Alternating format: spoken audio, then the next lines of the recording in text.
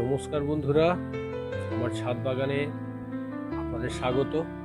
আপনারা দেখছেন green birds by টিকেডি।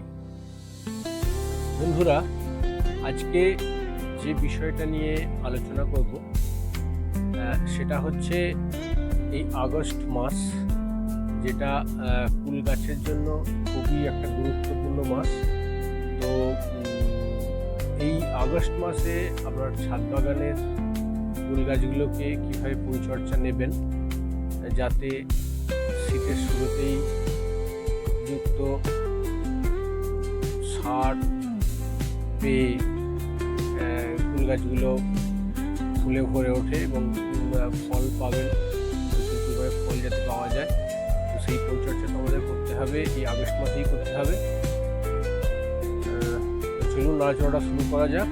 তার আগে আমার ফুল গাছগুলো আপনাদের দেখাই।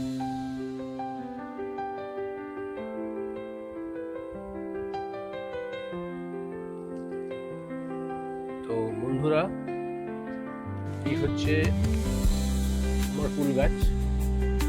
এই যে ফুল গাছটা দেখছেন, এটা হচ্ছে নারকেল ফুলের গাছ এবং দুটো ফুল গাছ রয়েছে আমার।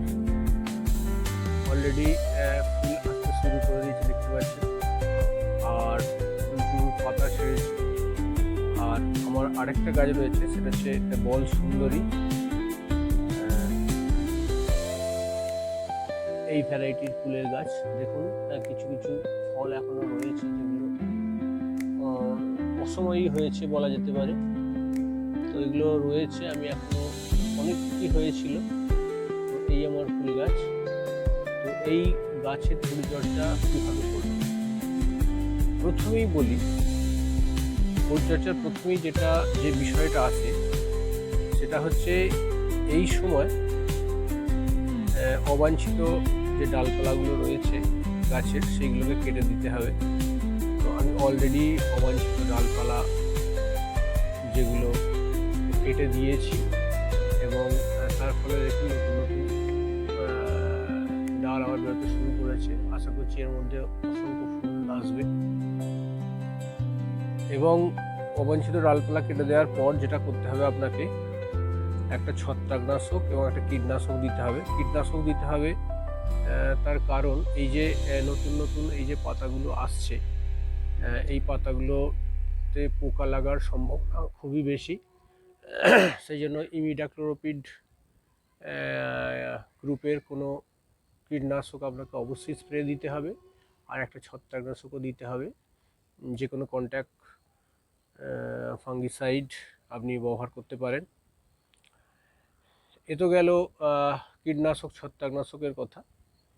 এইবারে চলে আসুন এই গাছে কি কি সার প্রয়োগ করতে হবে।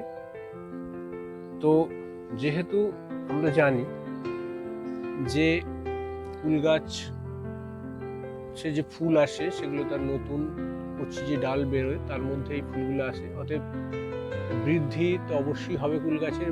সেই কারণে আপনাকে নাইট্রোজেন তো দিতেই হবে, তবে খুব বেশি পরিমাণে নাইট্রোজেন দিলে আবার হবে না। তো নাইট্রোজেন সমৃদ্ধ গোবর সার বা ভার্মি এটা আপনাকে দিতে হবে।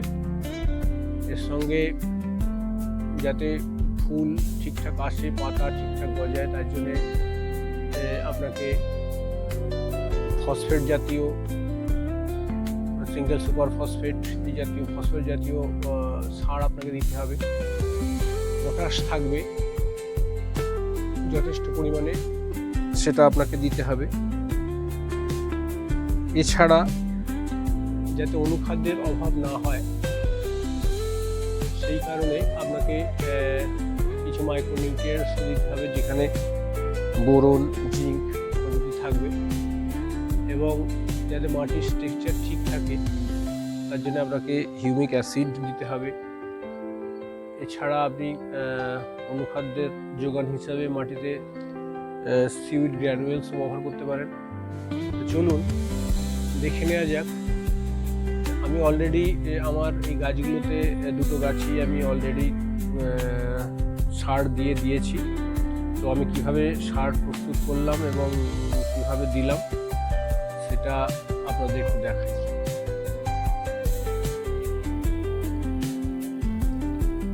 বন্ধুরা, এবারে দেখে নেওয়া যাক আমি আমার একটা গাছের জন্য কিভাবে সার প্রস্তুত করলাম। প্রথমেই দেখুন, এটা হচ্ছে আমার 1 থেকে 1.5 বছরের পুরনো গোবর সার, যেটা আমি নিয়েছি 1 বাটি।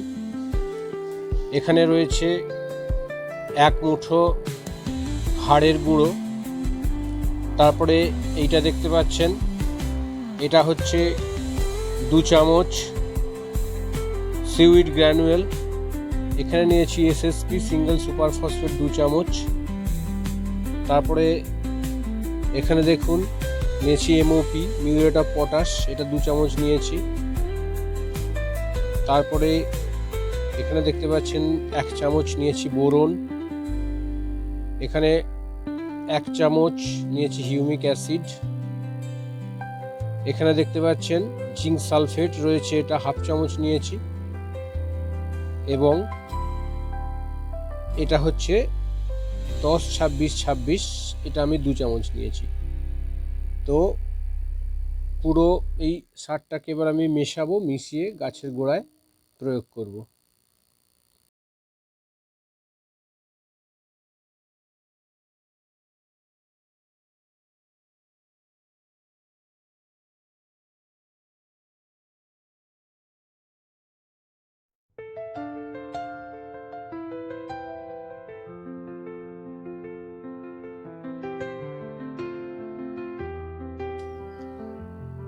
গাছের গোড়ার মাটি আমি আগে থাকতেই খুঁচিয়ে হালকা করে রেখেছিলাম।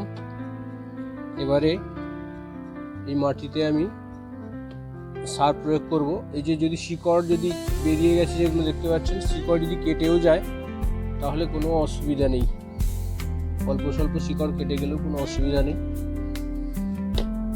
তো এবার আমি সারটা প্রয়োগ করব।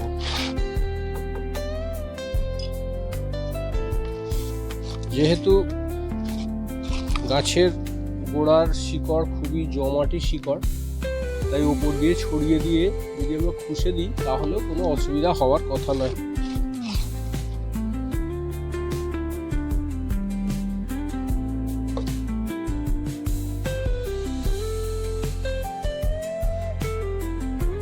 এইভাবে আমরা ছড়িয়ে দেব। এবার ছড়িয়ে দিয়ে হালকা করে এবারে আমরা সেটাকে মাটির সঙ্গে মিশিয়ে দেব। হ্যাঁ, সত্যি আমার ছেলে এসে গেছে আমাকে পরামর্শ দেওয়ার জন্যে। হ্যাঁ, তো এইভাবে এবার আমরা মাটির সঙ্গে মিশিয়ে দিলাম। তো এইভাবে প্রয়োগ করে এবার আমরা জল দিয়ে দেব।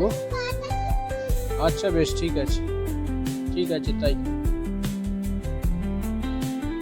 এবার আমরা ভরপুর মাত্রায় জল দিয়ে দেব। আমাদের তাহলে মোটামুটি আগস্ট মাসে যে প্রয়োজনীয় পরিচর্যা করতে হবে সেইটা আমাদের কমপ্লিট হবে।